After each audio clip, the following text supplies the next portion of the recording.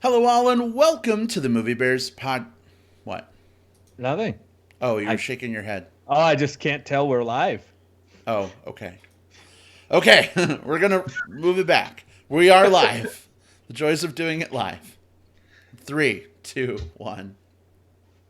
Hello, all, and welcome to the Movie Bears podcast. I'm Brad Harris, and each week I'm joined by some of my favorite husky, hairy, huggable homos to talk about something near and dear to our hearts. That, of course, being film. And this week we've got a great discussion, hopefully, coming your way around a little film called The Farewell, starring Awkwafina. If you haven't seen the trailer yet, if you aren't aware of this movie, you might be scratching your head a little bit. The Farewell? What?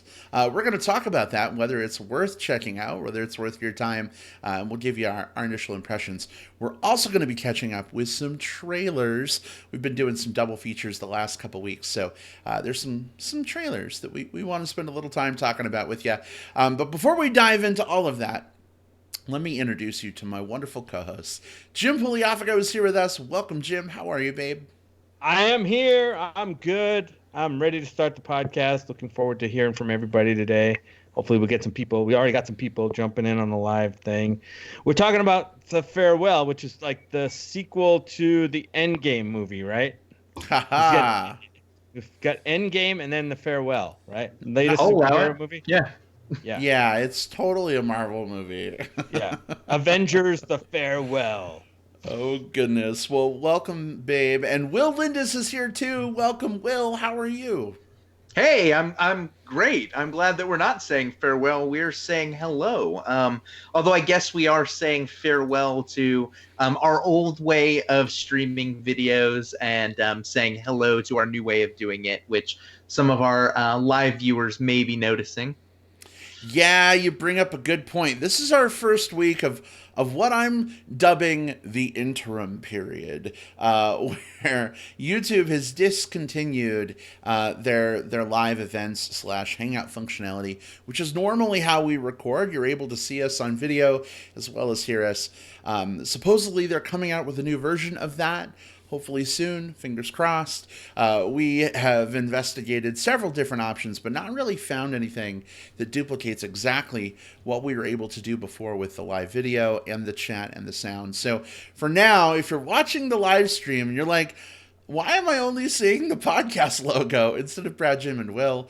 Unfortunately, that'll be the reality, at least for the next few weeks until we either figure out a better approach or YouTube launches their new version. But at least with this, you can still hear us. You can still jump into that live chat. We've got a few folks in here with us already. Hello and welcome.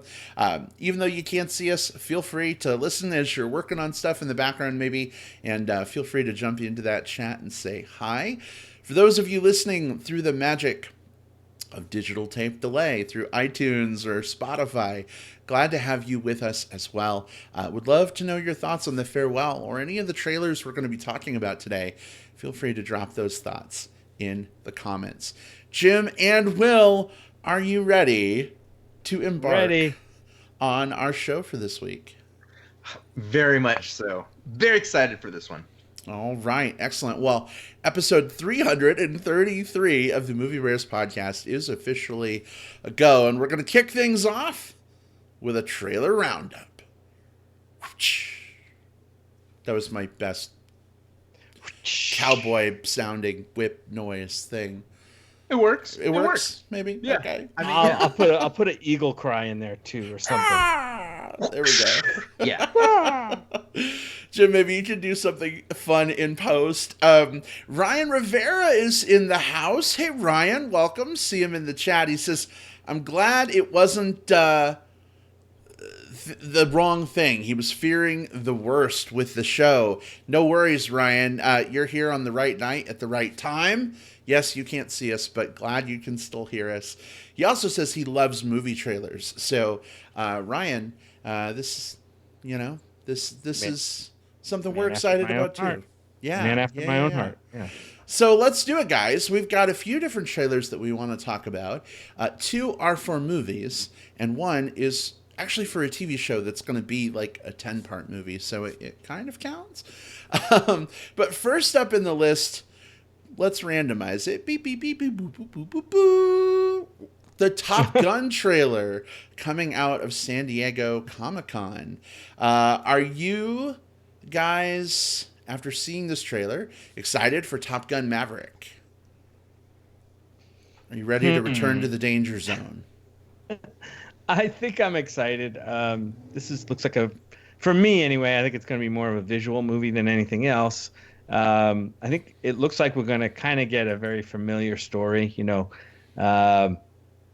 Old guy, washed up talent, just in the setting of fighter jets. I'm looking more toward to see what kind of cool things they do with the action scenes, with the flying, what they do with cameras and, practical effects, and I'm sure some special effects with regard to flying the jets. So yeah, that's what I'm looking forward to for this one. So this one might be one of those exceptions that we make for like 3D. If it comes out in 3D, that might be fun. 3D with a big sound system. Like I said, I'm not expecting much from the story, but I am expecting to be visually wowed.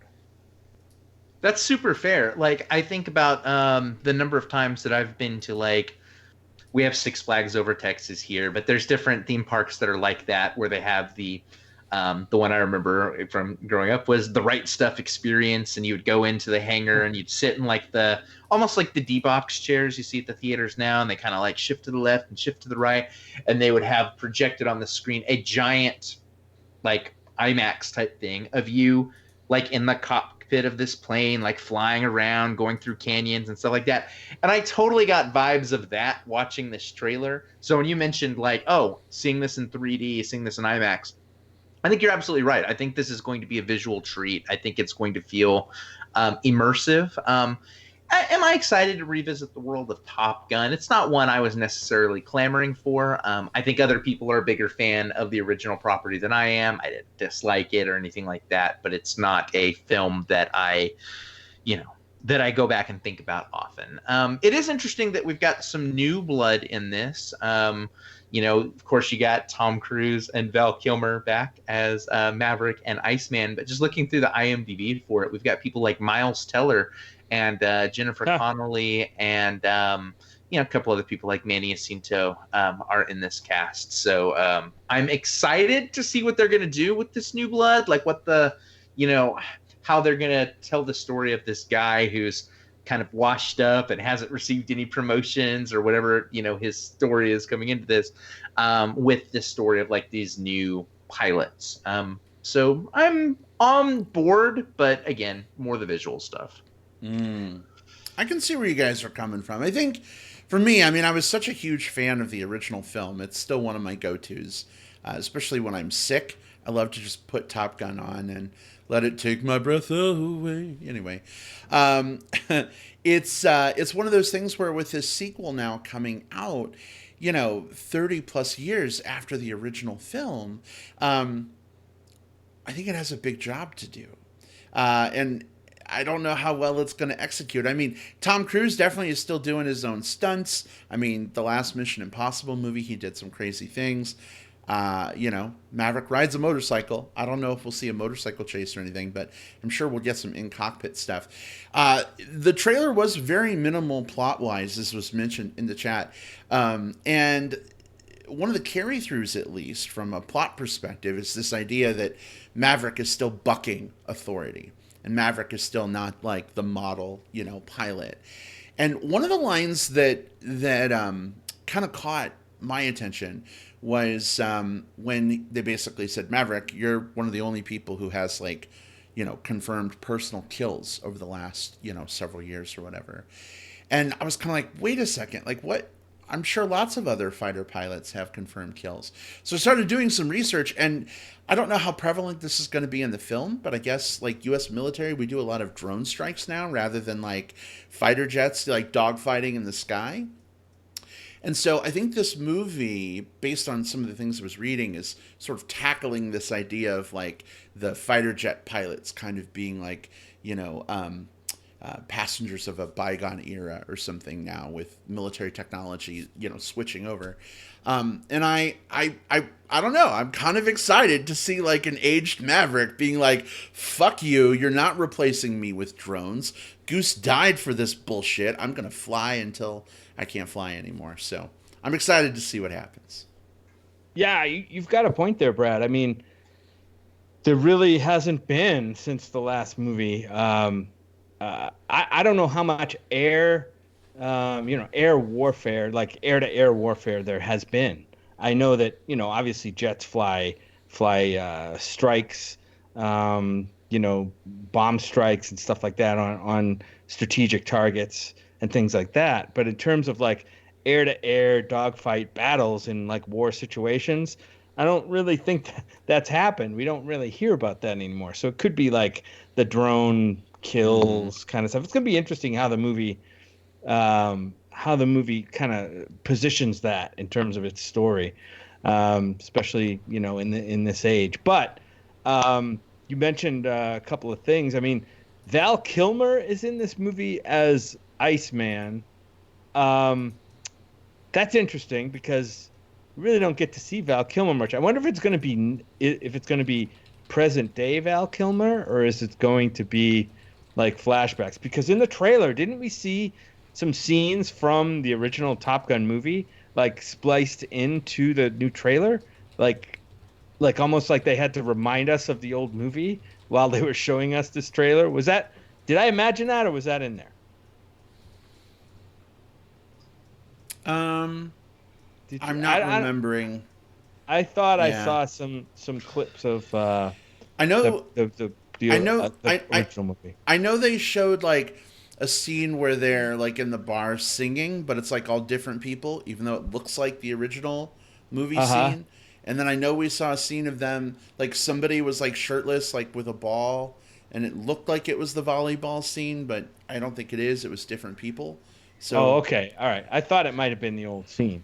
You bring up an interesting point about Val Kilmer, because, I mean, we have seen him in something recently, and if you remember when we saw him in that, it was a bit of a problem. The Snowman. Remember when we watched that movie? Right. And his the way that he delivered his lines, everything was so bad that they had to then have him go in and redub his own lines and only shoot angles from behind, and it created this like sort of nonsensical character who didn't fit in the movie because of how they had to cut him in. Yeah. I'm wondering if that's better now, or if they're going to be working around that in some way, or if, I mean, you can't not have him in a Top Gun movie. Like, he's, obviously it's Tom Cruise's thing, but Val Kilmer is as recognizable to that. So you got to have him, but I'm wondering if they're just going to have him in sort of like a more ceremonial role than anything else. Like, we get to see some Val Kilmer, he gets to check in with them, and then he says, "All right, going off and doing my I'm fighting the drones now. See you later, buddy." Yeah, maybe it's one of those things where like Val Kilmer lives out in the middle of the desert, and Maverick goes to like get some wisdom from Iceman, and finds out that the wisdom he was searching for was inside of him all along, Dorothy. Yeah, Iceman has become this like Yoda figure who's like wearing his helmet and like in a little tent. You can call me the Sandman now. Yeah. He like makes that little teeth chomping noise, but then there's like sand noise in his teeth, like brick. Yeah. And it's all audio dubbed anyway, so it's just this, like it's like it's definitely the like if you're gonna get high at any point in the theater, like this is the scene to get high during. Yeah. Well, we'll definitely have tickets for this one next summer, right? This one comes out summer next year. Yeah. I mean, this is one I would look forward to for any reasons, not necessarily because I think it's going to be, like a great movie per se, but I'm just looking forward to see what they're going to do, like I said, with the story and with the visuals at this point. And with some of the characters too. Yeah. We'll see next summer. Speaking of visuals, Steve in the chat says, "I can't see anyone. Am I banned?" Sorry that you're not getting the visuals, Steve. Again, unfortunately, the feature we were using with YouTube Live that let us project both audio and video has been retired, and they haven't yet launched their new version. So for the time being, at least, we're going to be coming at you with just the audio, but you can still pop into that live chat, folks. So please feel free to avail yourself of that. It's unfortunate that they can't see us, but one of the things they don't know is we can see all of them, right? We can see them. It's a reverse feature now. Yeah. We don't know why they installed that, but it's great. Like, I can totally see, I'm loving that you're mowing down on some Cheetos right now. Share some with me. And you, I would say put a shirt on, but you can leave it off. Yeah, and I would never, belittle somebody for how dirty their room is. Because look at my desk behind me. Right. Come on, it's ridiculous. Right, and the fact that I can see Kevin's very nice butt right now. I mean, Kevin, I don't know if you knew we could see your very nice ass, but, thanks, YouTube. We appreciate that. Oh, you just said ass. Man, now we got to put that freaking, mature warning on our podcast again. We do that every week anyway. Mature content. Damn it. That's going to be the thing. That's going to be the most explicit thing that gets said in this entire fucking episode. Oh, Will, you just took us to the next level. Condition red. That was super red alert. All right, well, let's move on to our next trailer in our trailer roundup. And Will, this is actually a trailer that you specially requested we talk about. So I'm gonna have you introduce this trailer if you don't mind. And why did you so vehemently want to discuss it? Absolutely. So I think we all remember where we were the day certain events happen, like those monumental points of history in our lives. And for me, one of those moments is the day the Cats trailer was released on the internet, because my life has not been the same ever since, nor will it ever be the same again. Like a shift, like a reality shift for Will. Oh, yes. Like, my Twitter feed has been a Cats fan site / dunking on site ever since this trailer has come out. I am still Mr. Willophiles there, and will be probably until this movie comes out. So the Cats trailer. So this movie comes out the end of this year, December 20th of 2019. It's poised to be one of the big Oscar bait movies. This is probably going to end up sneaking into a lot of award categories, or at least that's what they're hoping for. It's based on the musical in which a bunch of cats take turns introducing themselves to the audience via song until one of them gets to go to heaven. It's directed by Tom Hooper, the dude that did Les Miserables and The Danish Girl and The King's Speech. And it's got just the most crazy cast ever. Idris Elba, Rebel Wilson, Taylor Swift, Ian McKellen, Dame Judi Dench, James Corden, Ray Winstone, Jennifer Hudson as Grisabella, Jason Derulo. We've got a stacked cast. But the thing that's most exciting about this trailer to me is just how much of a fucking train wreck it is. It tells the story of cats pretty cleanly and pretty clearly. It's not like they got the story wrong, but all of the characters and all of the actors are this combination of practical and motion capture, and their faces feel like they float a little bit more than the rest of their heads do. So when a character will turn their head, their face won't necessarily be as exactly centered on their head as it was before they turned their head. Well, Will, real quick, I know you're a dog person, so you might not know this, but when cats turn their heads, their eyes face and moves mouth around. It does stay in one place while the rest of the head turns, and then it catches up. So I know they do have had cats. Maybe. That's true. I do forget. I used to be a cat owner, and I forgot that they had it's their Play-Doh genes. That's what it is. But yeah, it's I want to see this movie so bad. There's some movies that come out that you're just oh, this looks awful, and I never want to see it.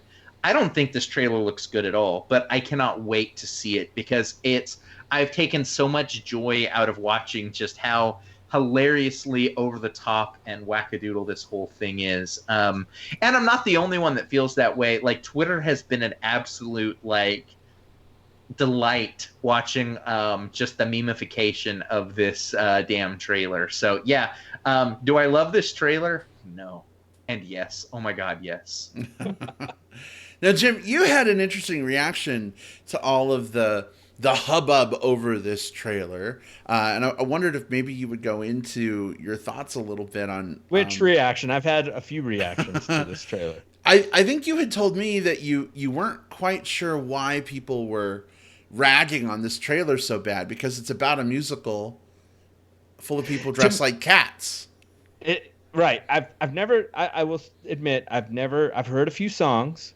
I've never seen the musical production on stage. I've never seen any version of this production. But this looks to me, the trailer looked to me like almost like a staged production that they filmed, with costumes and, people in cat costumes, because I know at least that much about it, that it's about people in cat costumes, singing songs. And so I guess what I'm asking, I don't think this is, at least in my view, this doesn't look any different than the musical would look like on a stage. I mean, they can do a lot more with effects and stuff like that, for sure. But I don't see much difference. Also, I know that there is a huge bias in maybe certain circles against the musical itself as a production. A lot of people just don't like cats, or they hate it, or whatever. So regardless of, before the trailer even came out, before the movie was even announced, I think there is a dislike for cats, period. So I think there's a bias going into this trailer. And I got to be honest, when I saw the trailer, I'm like, okay, it looks like they filmed the stage play, whatever. Might be interesting. But I actually got a chance to see this, Will, and you probably have too, on the big screen, like at the movie theater in front of, I forget what movie it was in front of when we saw it, but it actually looked better. Like I was way more into it on the big screen than I was watching it on my computer or my iPad or my phone or whatever. So yeah, I don't think I have the huge negative reaction. I have a curiosity about this. It could be terrible. Don't get me wrong. It still could be terrible, or it could be pretty good. I don't know. Maybe it'll capture me because I haven't seen the musical, so maybe it'll have that. It'll work its charm on me the first time. It was very popular for a reason at one time. At one time, I think it was the most successful musical, like longest running or something like and that it isn't because everybody hated it. So I'm curious about it. So I'm anxious to see it. It's one of the things about it is that the story itself is it's less a musical about the story, and it's more a musical about the set pieces and the songs, which is totally fine. There's some musicals that are really less about like what the plot is, and they're more about like the showstoppers and the moments. And Cats has a lot of those. I think the problem I have with it, and also the thing I love about it, is the same thing Ryan Rivera calls out in chat. And he's a fan of the musical Cats. Like he's all in on this movie, or he's all in on the musical. And he said the trailer makes him deeply uncomfortable. And he says it's because the stage play makes the face makeup and costumes look far more appealing than the weird CG mocap. And that's my issue too. Like on stage, they're wearing makeup and costumes and definitely kind of like tramped up, like, hobo type tramp up, and it's done with what you can do with theatrical stuff. On this, they still do some of that practical effects, but they do a almost like deep fake style CGI motion caption to put their faces on the dance doubles, like a Facebook filter, like a cat Facebook filter. And like the whole face that's on this body. So the body does this, and the motion capture goes like, oh, the face is supposed to do that. But it's not 100% synced up, and it looks a little off. Like it's one of those things where the uncanny valley is so much more pronounced than if it was just people in makeup and costumes. So I'm right there with you, Ryan. So it's just the shaky, mocap CGI effects that's got everybody upset about this. See, I got to be honest. For me, one of the things, and I have seen the original musical, one of the things that like detracts for me about the original Cats is the costuming and the makeup. Like, I think they look fucking terrible, and I hate it. And so seeing this trailer, yeah, Will, I totally get what you're saying about like the faces kind of, you know, floating and being a little bit weird. But like, I mean, in a musical about fucking anthropomorphic cats who are walking around like people, I think part of the issue, I know, earning our explicit badge, I think part of the issue for me in it being weird isn't so much the CGI as it is seeing people like Jennifer Hudson and James Corden and Judi Dench, you know, dressed up and in this like cat's makeup and CGI. And like, you know, if these were just unknown people that I didn't know and I didn't necessarily care about and have stakes in, like, I don't know that it would look as weird for me. But to see, you know, M from Bond suddenly like become this like old cat lady, you know what I mean? Like, or you think about like Jennifer Hudson and her amazing performances over the years, and now here she is singing, you know, Memories, and it sounds beautiful, it sounds wonderful, but I'm super distracted, I think, because it's her in the cat makeup and CGI. Yeah. So, I mean, it is bizarre. It does look weird, but I'll be honest, I think I prefer this to the original stage play makeup and costuming. Even as much as I'm dunking on it, like, it's the worst sin a movie can have for me is to be boring. And the thing about this is that this does not look like it will be boring. This is a week one watch for me because, like, if this turns out the way I think it's going to be, I think it's going to be entertaining. If it turns out to be better than I think it is, well, then, hey, that's even better. But I'm going to have a good time at the movies regardless of the quality. And I honestly think that they probably, because they were having this hard deadline of getting their movie out on December 20th so that it can still be a 2018 release and still get the Oscar buzz and all the things that they want, I'm honestly guessing they probably have some effects that weren't finished. And so they got the trailer together like as best they could, but they haven't smoothed out a lot of emotion. And that happens a lot. It's just in this particular case, it created just this weird combination of just like hilarious moments. Yeah. Well, look at it this way, Will. At least if it really is that bad and the movie is not great, you'll be able to fall back on your memories of the stage play production to soothe your wounds. And my memories of this delightful period in time where just Twitter gave me so much joy when Twitter normally does not. I got a lot of joy out of this. So I know we had the announcement up front about our switch over in podcasting technology. We've gone away. We can't do the YouTube live video. But that's not the only change we've made in the last couple weeks, right? We've gone now to an all, like every episode we will talk about anthropomorphized CGI singing cats. So we've done it 2 weeks in a row now.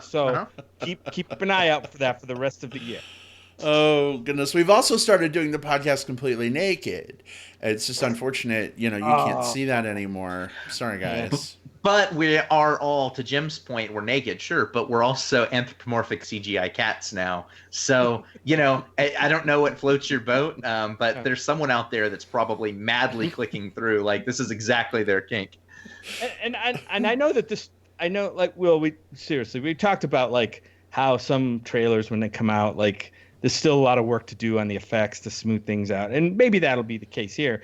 At least I hope so, because, like, they're expecting me to see these actors as cats, but like I don't see one like cat butthole in any costume whatsoever. Like wouldn't there normally be like a cat butthole like in one of these, like I have 3 cats. I see cat, unfortunately I have to see cat butthole all the time. You know what's bullshit about this trailer? At no point when I was watching it did Ian McKellen come over and like curl up on top of my keyboard. Right. Yeah. Like they did not get the cats right. No. They'll work on it. Or did we see someone using a computer and Jennifer Hudson just stands up on the computer and starts like walking around in high heels on the keyboard? You know, They didn't do that either. But all right, well, we've got one more trailer to talk about before we head into our movie review discussion for The Farewell. I mentioned earlier, this is a TV show trailer, but it's going to be like a 10-part movie, essentially. And that is the trailer for Star Trek Picard. So there's a new series coming out all about Jean-Luc Picard 30 years after The Next Generation wrapped up. Jim, you and I had an opportunity. We were at the Star Trek Las Vegas convention over the weekend. We got to actually attend a Picard panel where they showed this trailer in front of 6,000 fans, as well as Jonathan Frakes, who's directed like 3 of the episodes. And Jerry Ryan, who plays Seven of Nine, who we see in the trailer, is making a return to the show. Trailer spoiler. Well, yeah, and, I guess it is kind of a spoiler. She let slip that she's involved in, like, 4 to 6 episodes or something of this, like, 10-part series, so it seems like she has a pretty big role. Jonathan Frakes, who played Riker on The Next Generation, directed several episodes for this season of Picard, and he was kind of not happy with her for revealing that information, but, hey, whatever. Data's back as well in some form. It looks like he's looking a little rough in the Data makeup. Speaking of Uncanny Valley CGI, they do some weird CGI with him to make him look younger. But are you guys excited? Should have just made him a cat.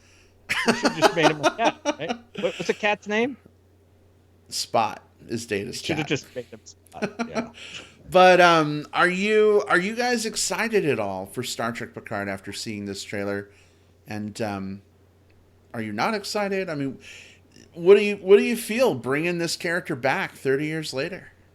I'm excited. I saw the trailer. The trailer is really well done. It is as much like any movie trailer that you'll see. It reminds me of kind of the Marvel style of trailer a little bit. I think it's modeled after that, and I think it looks great. It looks very cinematic.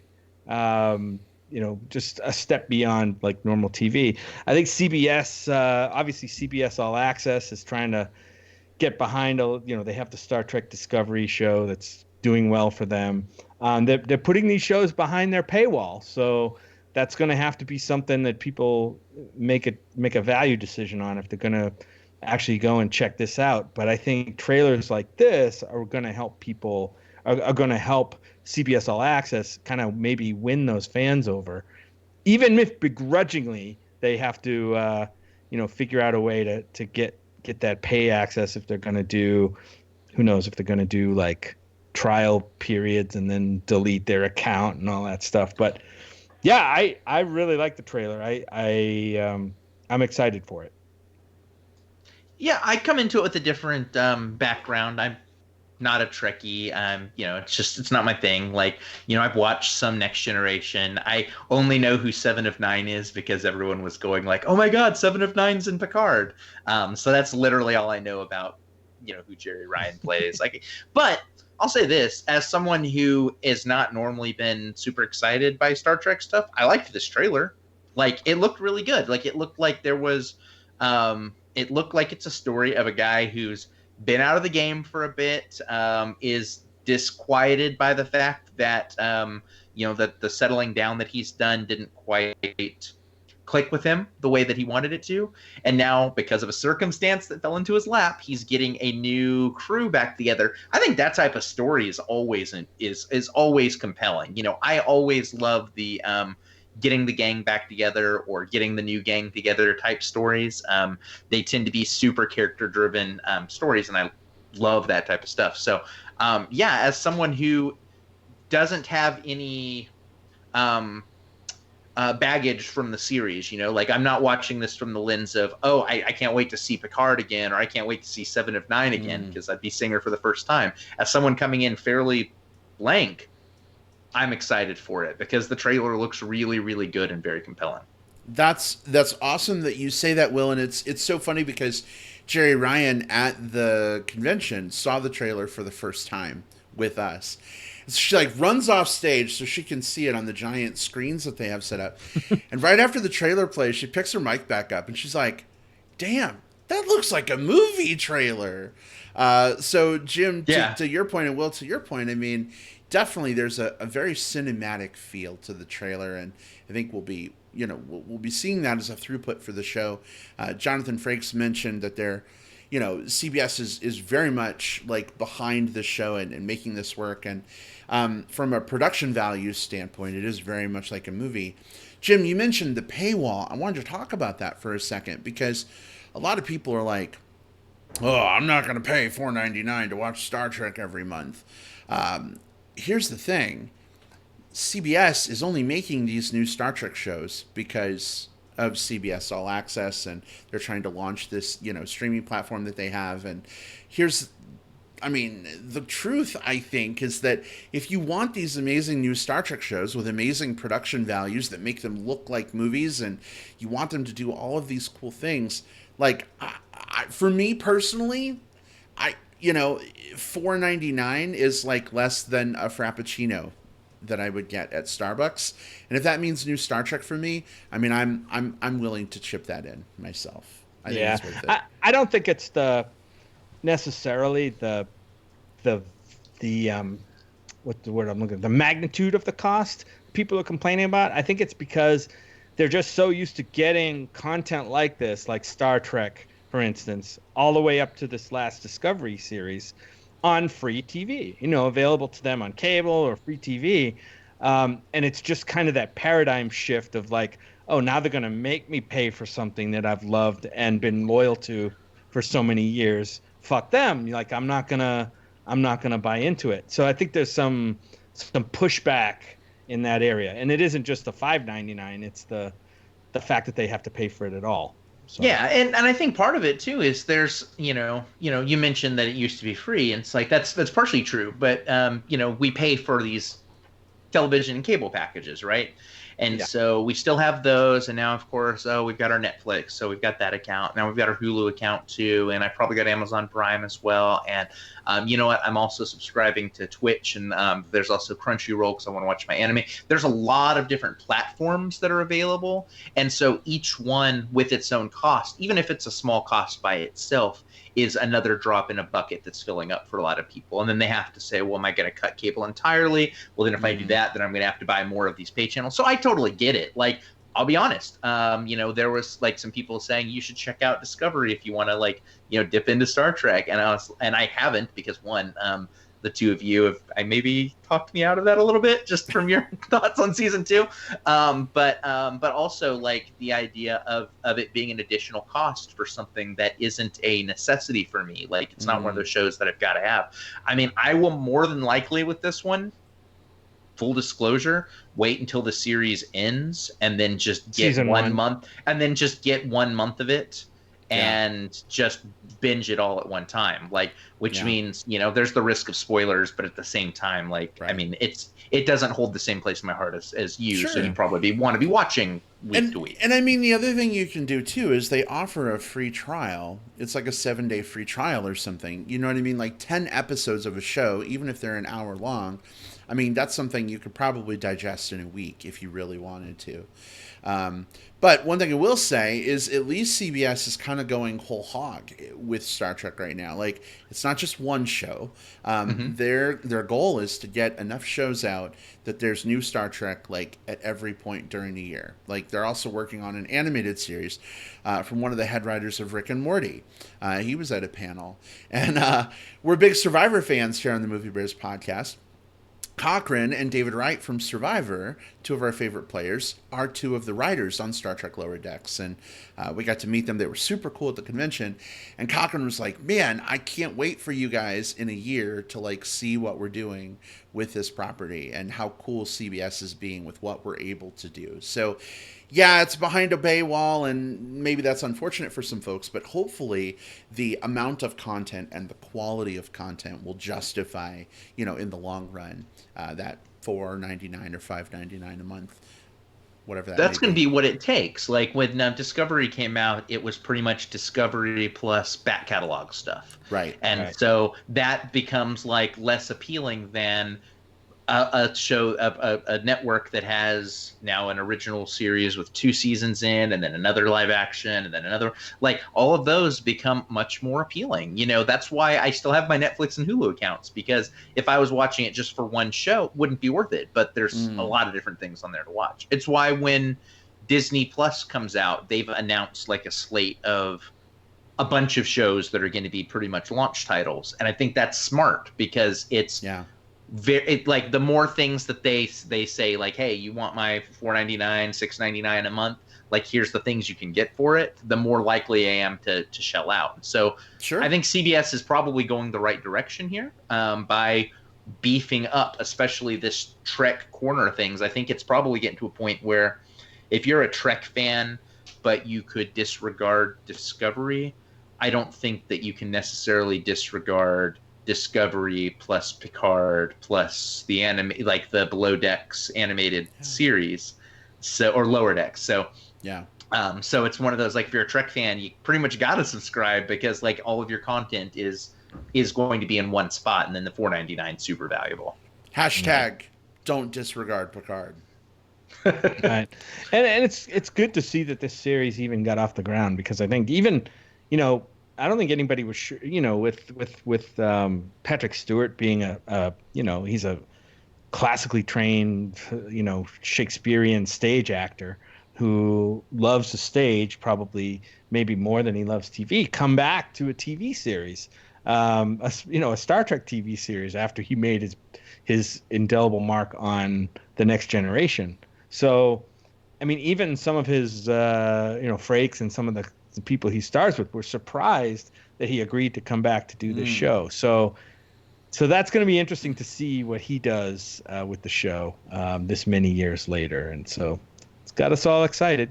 Yeah, well, it's coming first quarter of 2020. So, you know, that seems like it's far away, but guys, it's like 4 months till Christmas or something, which means Picard is right around the corner.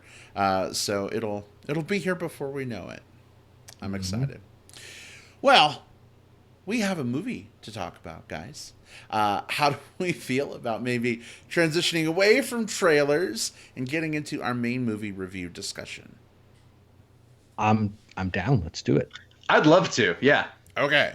All right. So, folks, we are going to change things up a little bit and move into our discussion of The Farewell, the new character drama piece starring Awkwafina. If you've not yet seen The Farewell and you don't want to be spoiled, not to worry, because we're going to talk about it spoiler-free for probably 15 minutes or so, and then we'll give you a fair warning before we open things up to spoilers. That's the part where I ramble awkwardly for 2.5 minutes, so you can step away and grab a sandwich or something, and then, come back later on. But we're going to go ahead and kick off that discussion starting now. Here we go. The Farewell.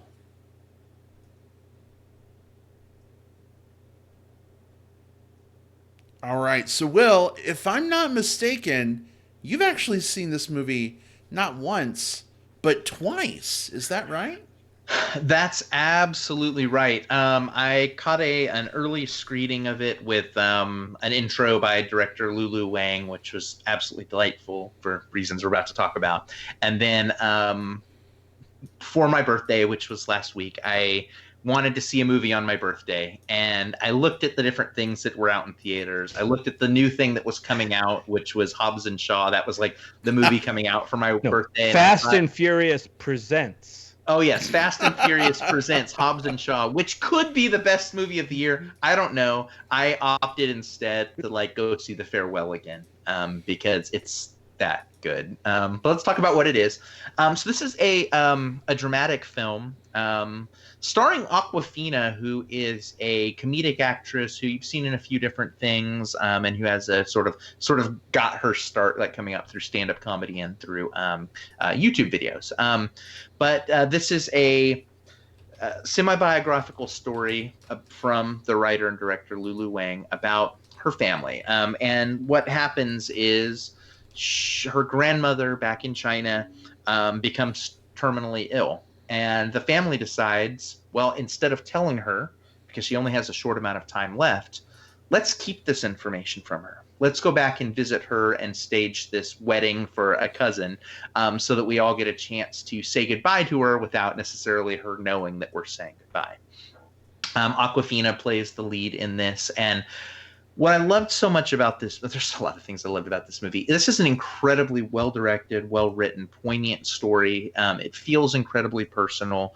But it's also surprisingly funny in ways that never feel disrespectful to the material. Like the humor in it comes from just these characters who just feel so alive and so vibrant, and who I just wanted to spend so much more time with, bouncing through this incredibly difficult thing, this secret that they're trying to keep, this this farewell they're having, especially with this this grandmother who is just an absolute like tour de force personality. This is one of those movies that it's very cliche. I laughed and I cried, but I absolutely laughed and cried through this movie. I saw a lot of things that I personally relate to as well. I also enjoyed just some of the personal things that the director put into the movie. Like, she actually cast her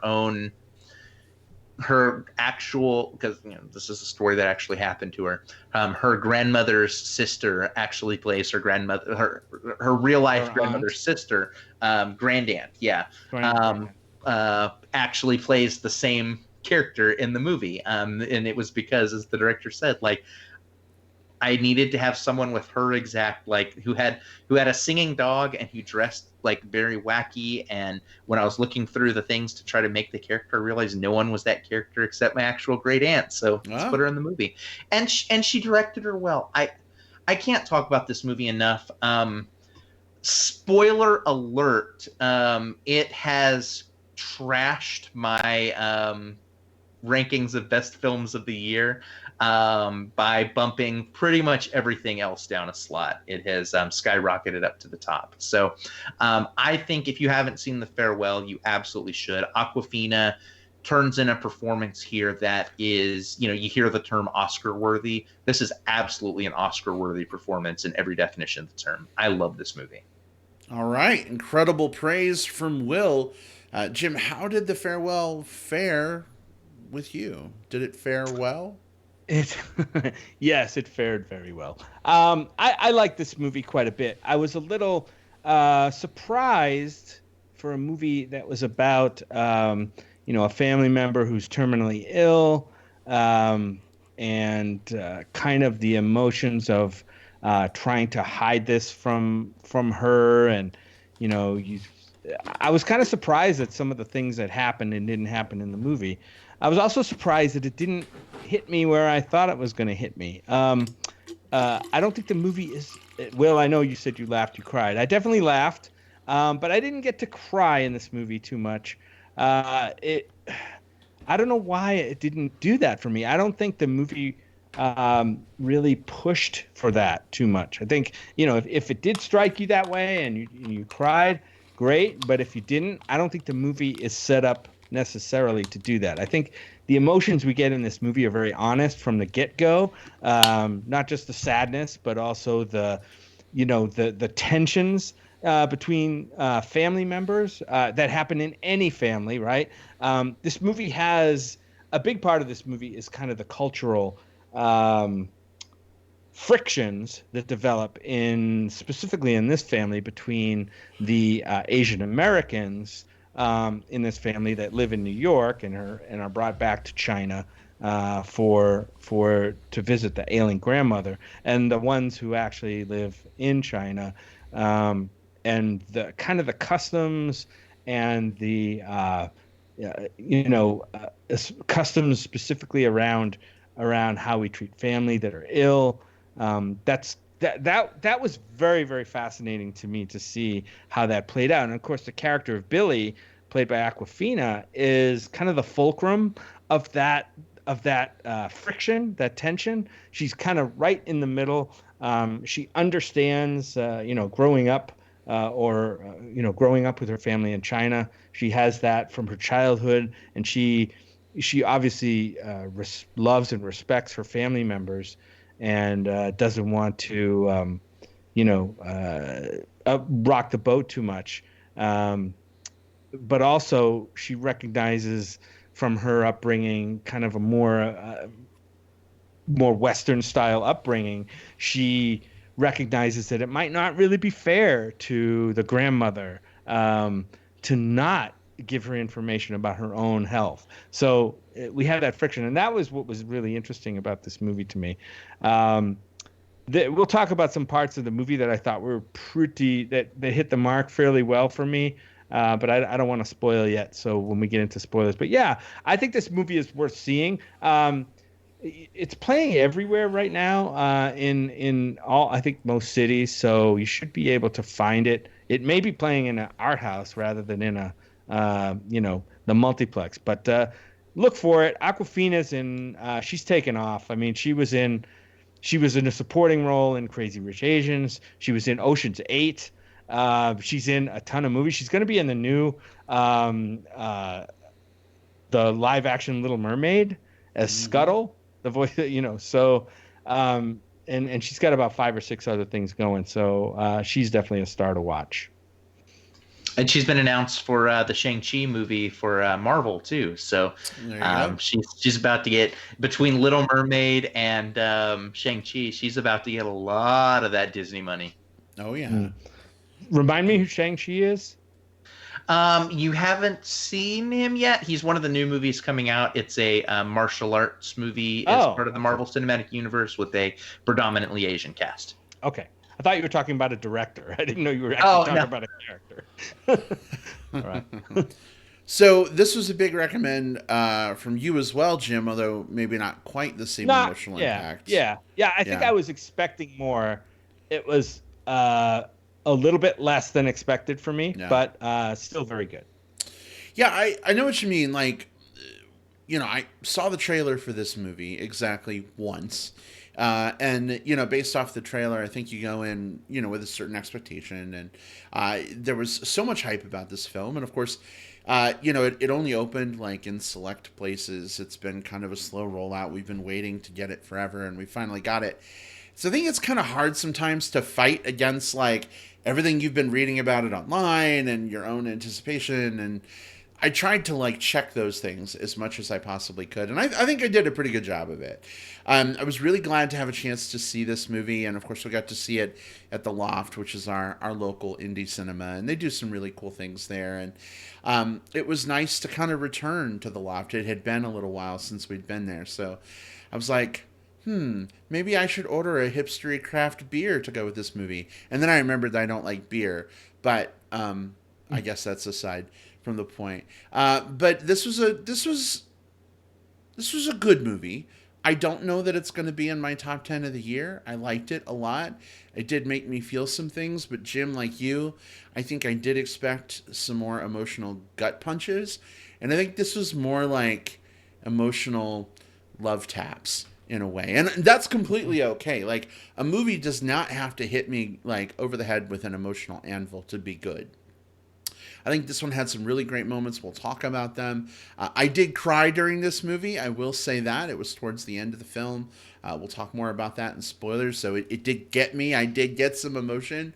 But I kind of went into the movie wanting to, like, bawl through the whole thing. I don't know. I love crying at movies. It's one of my favorite things. Until, Jim, you, like, tug on my shirt to make a joke, and then you see me, like, bawling, and then I feel self-conscious, even though we're married. I don't know why I'd feel self-conscious, but I do.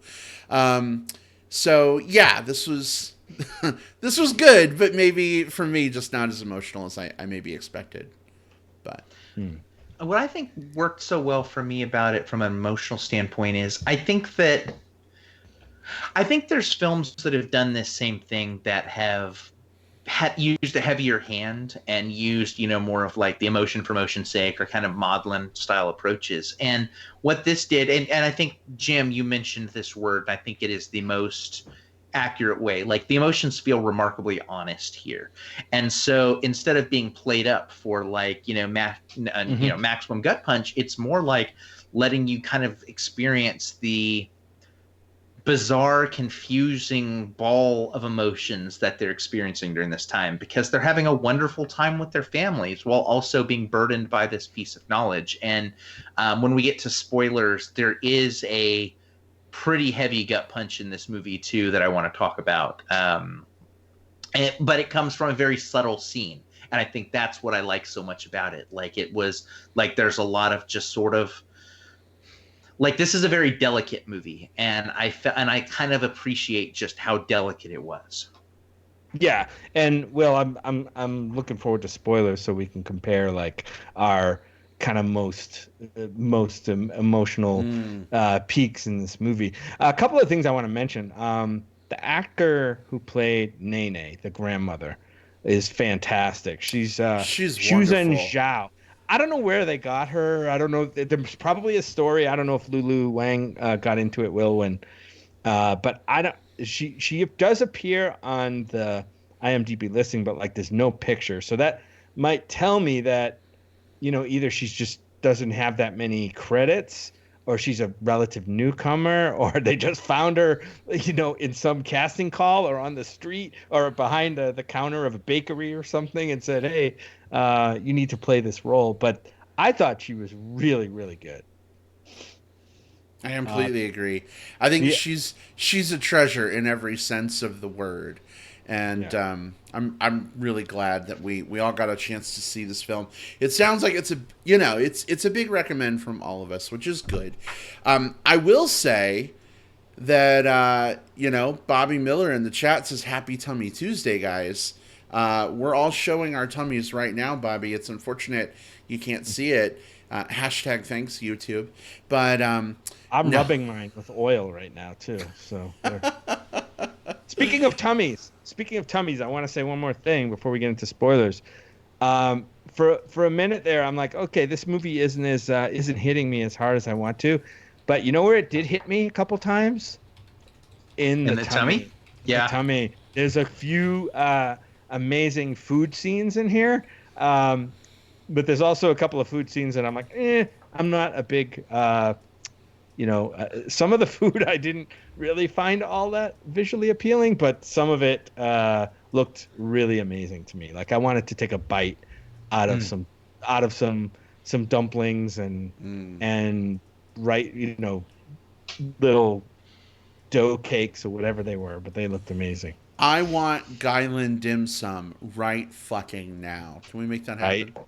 No, I'm not going tonight. I want some steamed pork buns, please. All right, guys. Well, let's go ahead. We're going to make our transition to spoilers. This is the part where Will is going to drop a note in the chat to let everybody know that spoilers are becoming fair game for the farewell. This is the part where I awkwardly ramble. We are going to do some quick plugs at the end of this discussion, so that's the part of the show where we key you into things that we're really excited about that you might want to check out. So feel free to step away for 15 minutes, then come on back for some plugs. But spoilers for the farewell are officially fair game. Gentlemen, where do you want to start? Let's talk about, because Jim, I know you had one of these as well. I'd like to talk about sort of like the scene that I thought was a kind of an emotional juggernaut, and I think it comes from the escalation of moments. It's the next to final scene of the film. So throughout this story, we basically are stuck with this like quandary. Is Billy going to tell the grandmother or not? Like, obviously there's other characters who are wrestling with their versions of it as well. But is she going to tell? Is it going to be Billy or not? Because obviously Billy and Nene have this like really close bond. They call each other regularly, and Nene believes in Billy in a way that is very different than the way that her parents believe in her. So as Billy gets in the car and they drive away, there's this moment where you think, well, maybe they're going to say something, and they don't. Billy drives off, and you notice in that moment, Billy is experiencing like, holy shit, this is the last time I'm going to ever see her again. And at the same time, and this is the part that gut punched me, earlier in the film, we find out that Nene did the exact same thing to her own father at one point, like when he was sick, didn't tell him. And so Nene knew throughout the course of the movie. Like, I don't think Nene did not understand what was going on. Because there's a moment, the very last moment, as Billy rounds the corner, the Nene's sister is there, and Nene's waving, and then she collapses against the aunt's shoulder, or the sister's shoulder. She knew, and she was also, because she's the matriarch of this family and because she's the guiding light for everyone, she was going along with it because it's what Billy needed more than anything else. And I think that level of complexity of emotion and bond, and both these characters knowing that they're probably saying, waving to each other for the last time, but not saying it. I think that there's so much like the air between those two characters was just pregnant with so many different things, and it was it got me. There were a couple other scenes that got me as well, but that moment there, just because everything built up to that swell, was so impactful. Well, and Will, as you talk about that, I had a moment with that too, and I think that was such an incredibly well done scene. The acting was phenomenal. It was taking me back to some personal experiences I had with my own grandmother. Not that, we had heard dementia from her or that she was sick. I mean, she kind of knew, but she forgot, you know what I mean? And so I went back to see her one time before things were at their worst. And when I left, I knew that that would probably be the last time I would see her, because when she would go, they said it was going to be very fast, and not to get too maudlin, but it was. And so in that moment where, they're driving away, what got me the most wasn't even so much Awkwafina or Nene, it was the mom. Because through the whole movie, yes, she's telling Awkwafina, you stupid child, why are you crying? Don't be weak, And then to see her in the car with her guard finally coming down, crying, there's this point where Awkwafina looks up at her and has this realization that mom has been keeping it together for fucking everybody, and mom just can't do it anymore. I thought that was just exceptionally powerful. This is going to sound terrible, but I think the whole thing was weakened, though, 2 minutes later in the credits, when it's 6 years later, Nene's still with us. Yay, I'm glad Nene's still alive. I think that's awesome. But I was also a little bit I don't know. It felt like it do we need to know that? I almost wish I could have found that out on my own or something after the movie, or it just pulled me right out of that emotional place that I wanted to stay in for a little while, if that makes sense. Absolutely. Yeah, it makes sense. And that scene got me too, but there was another one earlier on, and when they're driving around in the car and they're going by the spot where I think their house used to be. Do you remember that? And there's some construction going on, and she's looking out the window of the car, and it's like she's seeing her childhood through a tunnel. You know what I mean? And that, for some reason, that scene, even though there was nothing overtly emotional going on, it hit me from a very personal thing, because we all have things that we remember from our childhood that are gone, no longer there, and that gives you that strong feeling of sadness and nostalgia that you'll never get back to that place.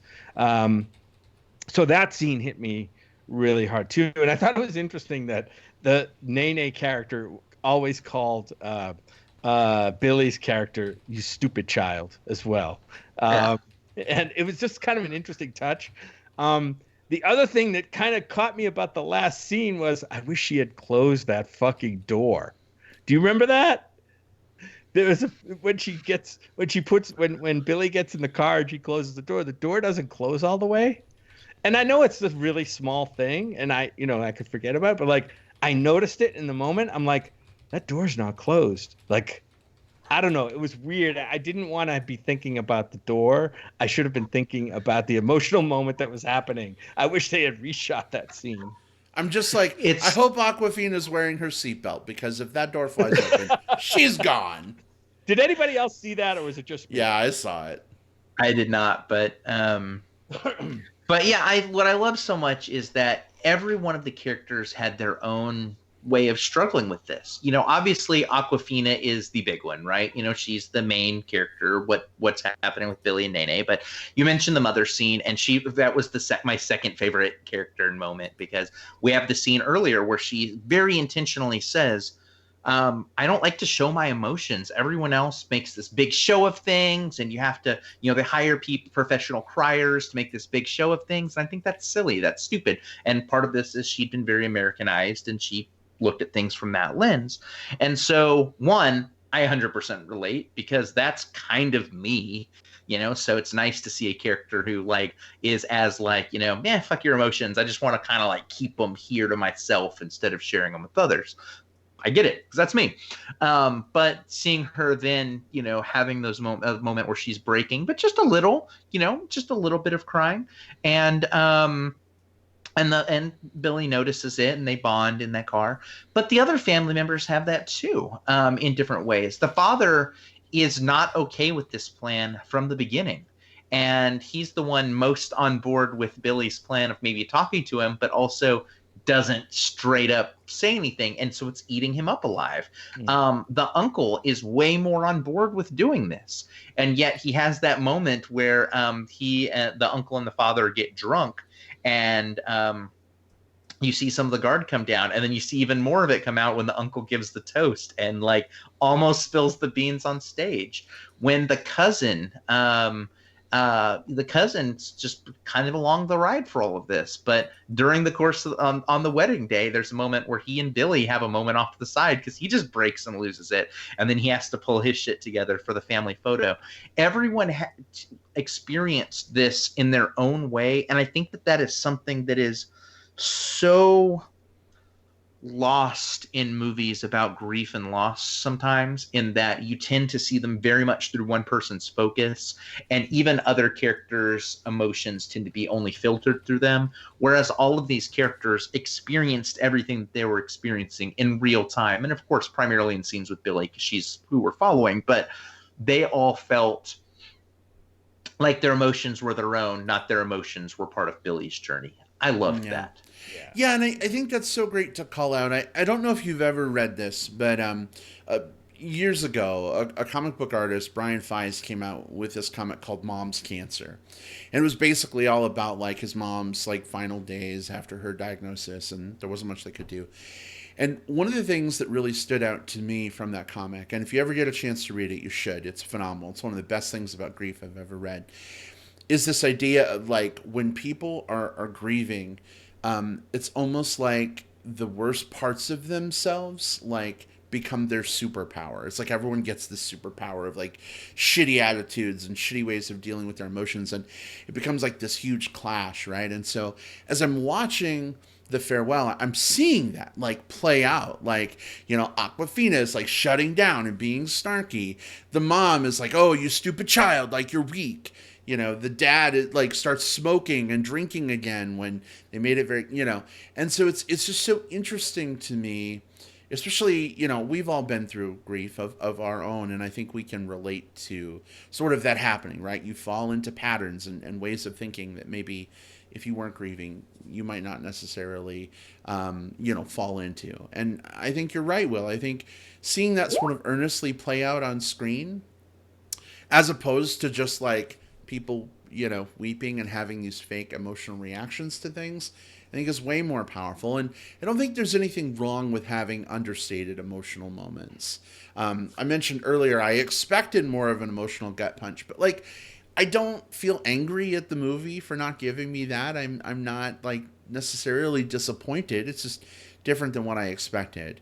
But I do really enjoy what they did with the character moments here. I thought it was really, really good. Yeah, I loved all those character moments too. For a while there, I was trying to figure out what was going on with the wedding. I couldn't tell.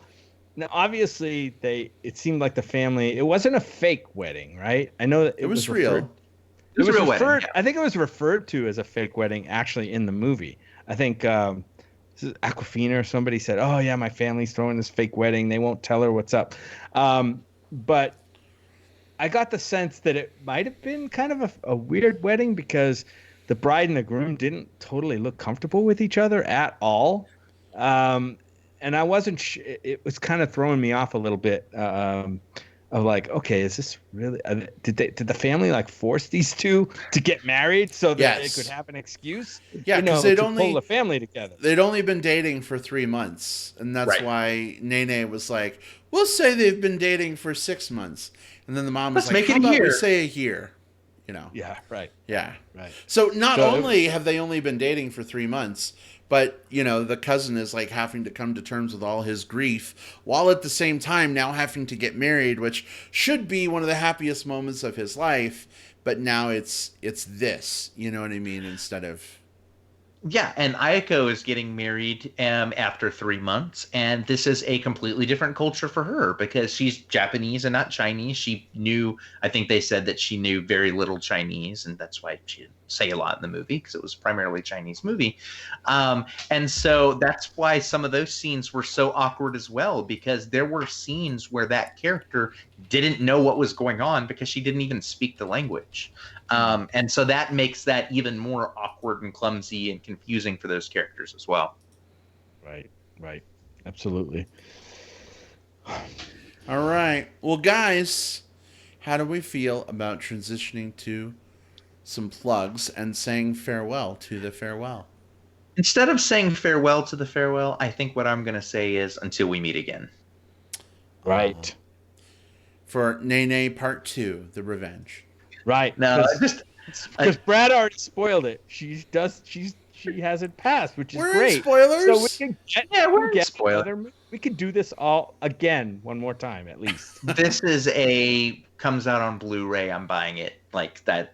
There's a few films like that each year. I'm not a huge collect all the physical media kind of guy because of digital and streaming and limited storage space. But this is one I want in my collection. It would be interesting to know if, since she lived and she did not pass away, if they did ever tell her that she's still terminally ill, 6 years on, I mean, I would imagine that, Lulu did not bring this up, but I would imagine, I just made a movie about you and I'm a successful director is a conversation that she and Grandma would have had, or Yeah. she and Nene would have had. Nobody tell Nene that she's in a movie.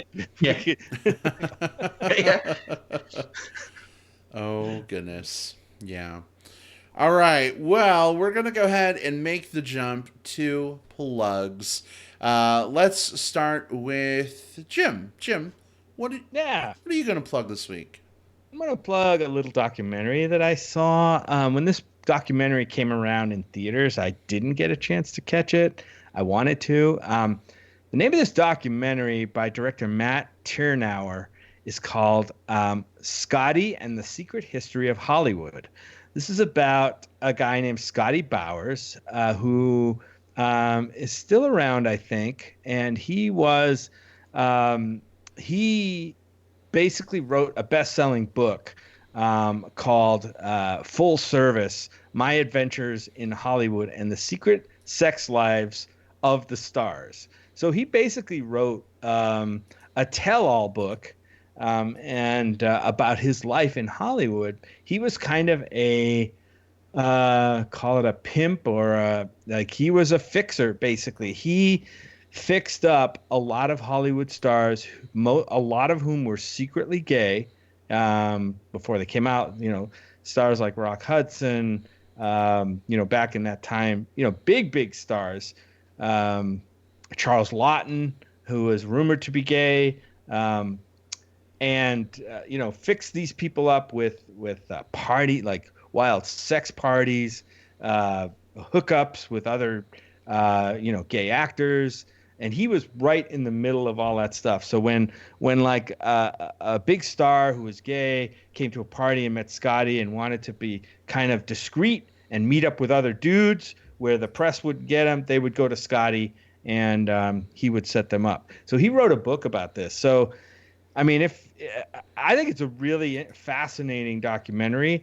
I do see there may be some ethical questions about it because he's writing about these people's lives, long after they've passed, but their families are still around. So, I think there was some kickback, some pushback against the book when it came out because family members were really upset that he came out with this information that he had. But it is fascinating to see the stories from him and from other people who were around at that time. The name of the movie is called Scotty and the Secret History of Hollywood. All right. I saw part of this with you, Jim, and I have to say, I share your moral quandary question. It kind of, puts it out there that a lot of people were gay or at least bi, and these people aren't really here to address those claims or not. Also, I don't know if it's a spoiler, but there was a lot more like graphic nudity. There's a lot of dick in this movie. Yeah, there's a lot of graphic nudity I did not expect. But of course, that enhanced my viewing pleasure. So, yes. Good plug, Jim. Oh goodness, Will, what have you got this week? Yeah, so we are currently in the ramp up to the Eglet Festival, which is it's in 3 weeks. We're in Austin, Texas, the All Genders, Lifestyles, and Identities Film Festival. We'll be watching lots and lots of LGBTQ film. And in getting ready for it, I've started a film project of my own where I've been watching every week a new LGBTQ film of some type, trying to curate a list of just different years and different topics and things. And one that I'd really like to point out to people that I think some people may have seen, but it's not one of those films that I hear talked about a ton, is 2011's Pariah. This is a movie by director Dee Rees. She also did Mudbound, which was on Netflix 2 years ago, I think, and got a lot of buzz.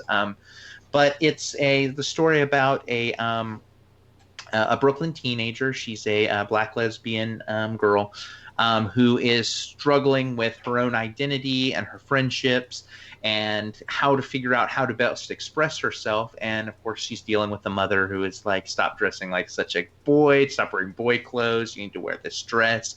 It is a familiar story of coming out and finding your own power.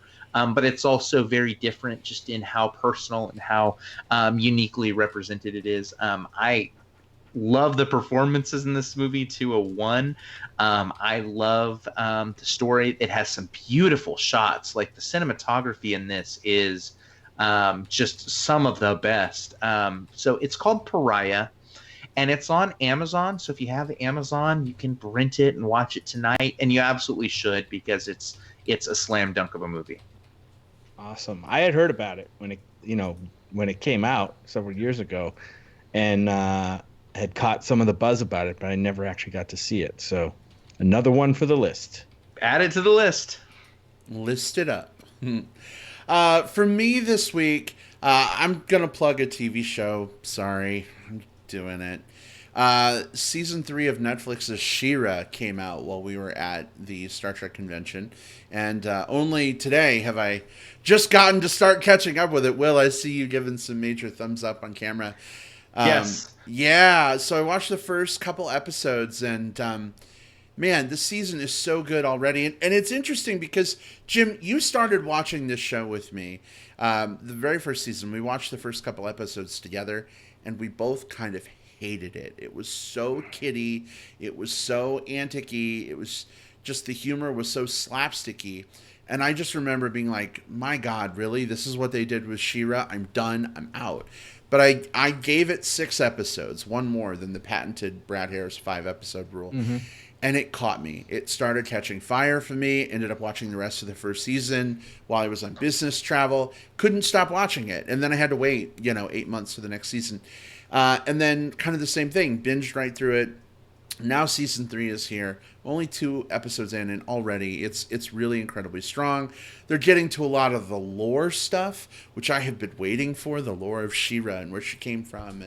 And man, I'm just totally in love with this show right now. So that lore. Yeah, not lore from Star Trek. Not Data's evil android brother. Sorry. Brad, absolutely co-signed. Like, it's... if you were to ask me like what my top 5 television shows that I'm watching right now, or like that are currently in production or something like that. Shit, I think the animated She-Ra series would make that list. Like, I love those characters. I love that world. I love their um, willingness to move the story along. It's something that like a lot of stories love to kind of chill in that status quo place. But there are shows like this and The Good Place that are all about shaking up the status quo and moving the characters into more scenarios and challenging them in very different ways. And so I tip my hat to this show and to your recommend for it. It's so good. Well, thank you for the hat tip. All the credit goes to Noelle and the She-Ra crew. But one of the things that I absolutely love is I care about the villains more than I do about some of the hero characters, like Catra and Scorpia, Entrapta, even fucking Hordak this season. Like, the big main bad guy, I'm like, Hordak, oh, like, so yeah, it's so good.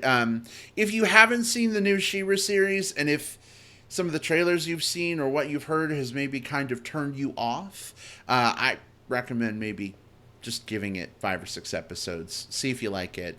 I don't think you'll be disappointed. If you love the original She-Ra, it's moving a lot more in some of those directions. So check it out. Alrighty, folks. Well, I think that kind of concludes us for our episode this week. Jim, Will, I know our listeners didn't get to see us, unfortunately, since YouTube discontinued the feature we rely on. But I know, want to give a shout out to everybody who joined us in the live chat this week. Bobby Miller, Ryan Rivera, Kevin, Steve Sosa, other folks. Who's in the doghouse? I think he called it the doggy style house. The doggy style house? Yeah. But thank you so much for joining us. Even though you weren't able to see us as we were broadcasting, it was so nice having you with us for the discussion.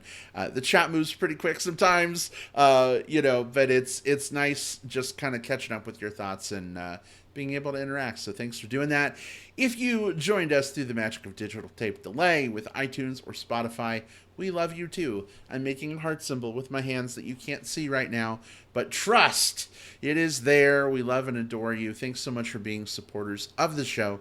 Between now and the next time we go live, Jim, where can folks talk to you about movies or whatever they want to talk about with you? Please check me out on Twitter at JJPOutWest. That's all one word, JJPOutWest. You can also find me on Facebook under my real name, Jim Pugliafico. That's me, the real Jim. All right, excellent. And Will, how about you? Yeah, you can find me on Twitter. I'm at Whatever Cove. I'm the one that is posting the cats memes. Look for me on Facebook. I'm William Lindis. I'm the bearded gay one. Yeah. Look for me on Letterboxd also, letterboxd.com. It's where I log all the movies, including running that LGBTQ list that I was talking about earlier. So just look for William Lindis there as well. Will, all I heard out of that whole thing was gay cat litter box. Yes. Wow. Yes. Let's say yes. I'm like, cat memes. I'm all about that. Yeah. No. Different. Not actual cats. Cats memes. Cats memes. There you go. Yeah. Well, folks, you can find me on Facebook. Just search for Brad Harrison, the one that probably has Bear Chub, Chaser, etc. friends in common with you. You can also find me on Twitter at iBradPro. Feel free to say hello. Would love to talk movies, pop culture, whatever. We will figure out what the fuck we're doing next week. Had to really get our explicit tag in there, guys. Might be some movies coming out. Maybe, possibly. We'll see. But thank you for supporting the show. Thanks for tuning in, everybody. We'll see you next time. Take care, everyone. Goodbye. Goodbye. Bye, everybody.